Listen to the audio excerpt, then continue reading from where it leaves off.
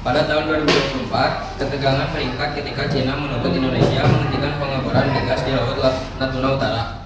Dengan klaim bahwa wilayah tersebut termasuk dalam peta-peta 9 garis putus-putus China.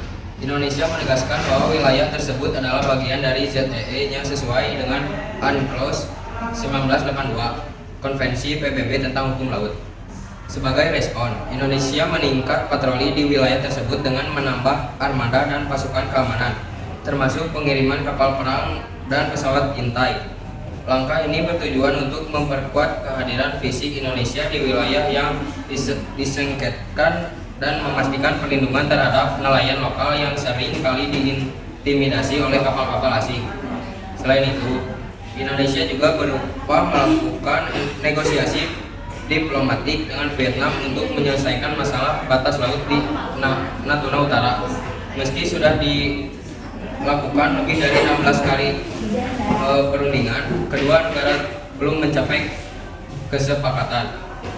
Vietnam meningkatkan batas yang menguntungkan mereka, sementara Indonesia tetap pada posisi sesuai UNCLOS 1982 untuk mempertahankan kedaulatannya. Beberapa dampak sengketa Kepulauan Natuna bagi Indonesia yang telah disebutkan adalah: 1. Ancaman terhadap kedaulatan maritim Indonesia di wilayah Natuna. 2. Ketegangan diplomatis antara Indonesia dan China serta potensi ancaman terhadap keamanan nasional. Yang 3. Peningkatan agresivitas China yang dapat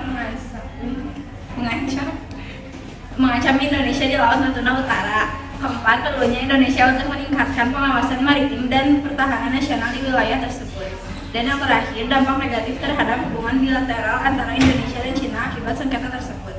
Indonesia perlu waspada dan mengambil langkah-langkah strategis dalam menangani sengketa ini untuk melindungi kedaulatan, keamanan, dan kepentingan nasional negara. Yes guys, lihat deh, ada berita tentang sengketa Natuna.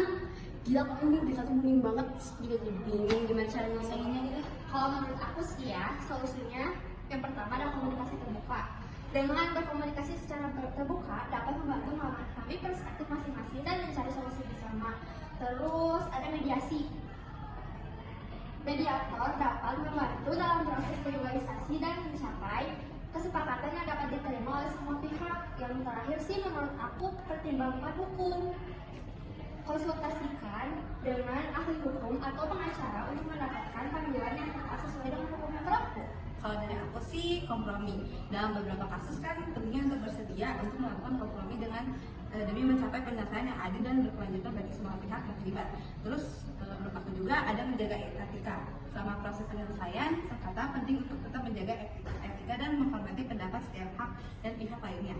Terus yang terakhir dari aku sih jalur alternatif ya. Pertimbangkan untuk mencari jalur alternatif dalam penyelesaian, seperti arbitrase atau negosiasi lainnya yang dapat membantu mencapai solusi yang diinginkan. Menurut sih gitu ya. Gila ya, beritanya kayak kasusnya tuh pusing banget. Berat banget. Semoga cepat selesai deh masalahnya.